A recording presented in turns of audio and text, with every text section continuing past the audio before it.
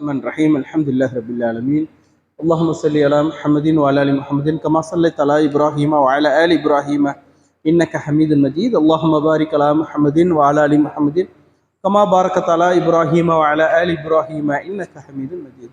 அன்புக்கினிய சகோதரர்களே, ஒவ்வொரு நாளும் மகரிப் தொழுகைக்கு பிறகு தினமும் ஒரு இறை செய்தி என்ற தலைப்பில் குர்ஆன் ஹதீஸ் இந்த மார்க்க விஷயங்களையும் இஸ்லாமிய அடிப்படை கொள்கை சார்ந்த விஷயங்களையும் பார்த்து வருகிறோம். அதன் அடிப்படையில் நாம் பார்க்கின்ற செய்தி நபிகளாரின் இறுதி தூதரின் இறுதி பேருரை என்கின்ற ஒரு தலைப்பை நாம் பார்க்க இருக்கிறோம்.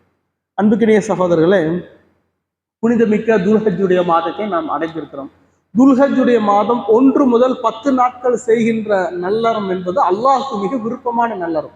மற்ற நாட்களில் செய்கின்ற நல்லறங்களை விட அல்லாஹ் ரப்புல் ஆலமீன் இந்த நாட்களில் செய்கின்ற நல்லறங்களை அவன் நேசிக்கக்கூடியவனாக இருக்கிறான், அடியார்களிலிருந்து அவனை விரும்பக்கூடியவனாக இருக்கிறான் என்று பார்க்கிறோம். துல்ஹஜ்ஜுடைய 1 முதல் 10 நடக்கக்கூடிய நல்லறங்களில் மிக முக்கியமானது ஹஜ்ஜுடைய வணக்க வழிபாடுகள், குர்பானி மற்றும் அரஃபாவுடைய நாளில் நோன்பு நோற்றல். இதெல்லாம் மிக முக்கியமான வணக்க வழிபாடுகளாக இருக்கிறது. அதில் மிக முக்கியமான ஒரு நிகழ்வு அல்லாஹுடைய தூதர் அந்த இறுதி பேருரை ஆற்றிய தினமும் துல்ஹஜ் 9 தான் நடைபெறுகிறது. அல்லாஹுடைய தூதருடைய இறுதி பேருரை இந்த ஹஜ்ஜுடைய மாதத்தில் தான் நடைபெறுகிறது. அல்லாஹுடைய தூதர் பல உம்ராக்களை நிறைவேற்றினாலும் இறுதியாக ஒரு ஹஜ்ஜை நிறைவேற்றுகிறார்கள். அதுதான் அந்த இறுதி ஹஜ், ஹஜ்ஜத்துல் விதா, விடைபெறும் ஹஜ். இந்த சமுதாயத்திலிருந்து அல்லாஹுடைய தூதர் விடைபெறக்கூடிய நேரம் வந்துவிட்டது. அந்த விடைபெறும் ஹஜ்ஜை மேற்கொள்கிறார்கள். இந்த சமூகத்திற்கு என்னென்ன செய்திகள் சொல்ல வேண்டுமோ அத்தனை செய்திகளையும் அந்த ஹஜ்ஜத்துல் விதாவில் அரஃபா பெருவெளியில் அல்லாஹுடைய தூதர் கூறுகிறார்கள். அதுவும் இந்த ஹஜ்ஜுடைய துல்ஹஜ்ஜுடைய மாதத்தில் நிகழ்வு என்பது மிக முக்கியமானது. வரலாற்றில் மிக முக்கியமான நிகழ்வாக அந்த இறுதி பேருரை பதிவு செய்யப்படுகிறது. அல்லாஹுடைய தூதர் அந்த இறுதி பேருரை பற்றி சஹீஹ் புகாரில் வரக்கூடிய செய்தி 1709வது செய்தி. இப்னு அப்பாஸ் ரலியல்லாஹு அவர்கள் அறிவிக்கிறார்கள், நபி ஸல்லல்லாஹு அலைஹி வஸல்லம் தன்னுடைய சமூகத்துக்கு ஆற்றிய இறுதி உபதேசமாகும் என்று இப்னு அப்பாஸ் ரலியல்லாஹு அவர்கள் தன்னுடைய கருத்தை தெரிவிக்கிறார்கள். நபி ஸல்லல்லாஹு அலைஹி வஸல்லம் அந்த அரஃபாவுடைய நாளில், துல்ஹஜ் 9 அரஃபாவுடைய நாளில் அந்த அரஃபா பெருவெளியில் ஆற்றிய உரையில் மிக முக்கியமாக அல்லாஹுடைய தூதர் அல்லாஹுவை அவனுடைய மாண்பு தகுதிக்கு தகுந்தவாறு போற்றி புகழ்ந்து விட்டு தன்னுடைய சமுதாயத்துக்கு மிக முக்கியமான அறிவுரையை கூறினார்கள். அதில் மிக முக்கியமான முதன்மையான அறிவுரை முஸ்னத் அஹ்மத் 22391வது செய்தியாக இடம்பெறுகிறது. அல்லாஹுடைய தூதர் அந்த பேருரையில் மனிதர்களுக்கு மத்தியில் காணப்படுகின்ற இன நிற வெறியை அடியோடு அழித்தார்கள் என்ற செய்தியை நாம் பார்க்கிறோம்.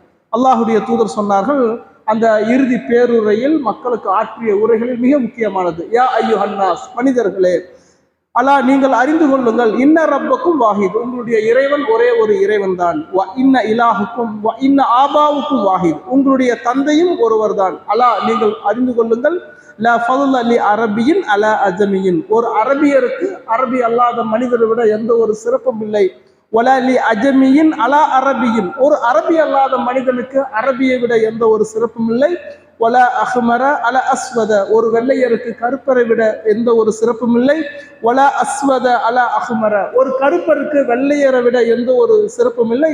இல்லா பி தக்வா, இறை அச்சத்தை தவிர என்று அல்லாஹுடைய தூதர் அதில் குறிப்பிட்டார்கள். முதலில் மனிதர்களுக்கு அல்லாஹுடைய தூதர் எதை குறிப்பிட்டார்கள் என்றால் இறை அச்சத்தை பற்றி தான் நினைவூட்டினார்கள். மனிதர்களுக்கு மத்தியில் காணப்படுகின்ற இனத்தாலும் நிறத்தாலும் பேசும் மொழியாலும் குடும்ப பாரம்பரியத்தாலும் யாருக்கும் எந்த சிறப்பும் இல்லை. இல்லா பி தக்வா, யார் அல்லாஹுவை அஞ்சி இந்த உலகில் வாழ்கிறாரோ, இறை அச்சத்தோடு வாழ்கிறார்களோ அவர்களுக்கு தான் எல்லா சிறப்பும். மனிதர்களுக்கு மத்தியில் எந்த ஒரு வேறுபாடும் கிடையாது என்பதை அல்லாஹுடைய தூதர் அந்த உரையில் முதன்மையாக குறிப்பிட்டார்கள் என்ற செய்தியை நாம் பார்க்கிறோம். அதே போல அல்லாஹுடைய தூதர் அந்த மக்களுக்கு சொன்னார்கள், அறியாமை அகற்றப்பட வேண்டும் என்று அல்லாஹுடைய தூதர் குறிப்பிட்டார்கள்.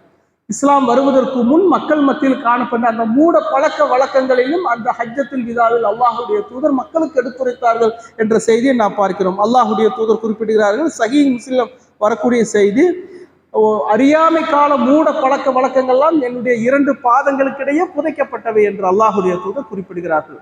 எந்த ஒரு மூட பழக்க வழக்கங்களும் ஒரு முஸ்லிம் மத்தியில் இருக்கக்கூடாது. மூட பழக்க வழக்கங்கள் எல்லாம் ஷிர்கினுடைய மறு வடிவமாக இருக்கிறது என்பதை இஸ்லாம் நமக்கு எச்சரிப்பதை நாம் பார்க்கிறோம். அல்லாஹுடைய தூதர் மூட பழக்க வழக்கங்களை அந்த பேருரையில் குறிப்பிட்டார்கள் என்ற செய்தியை நாம் பார்க்கிறோம்.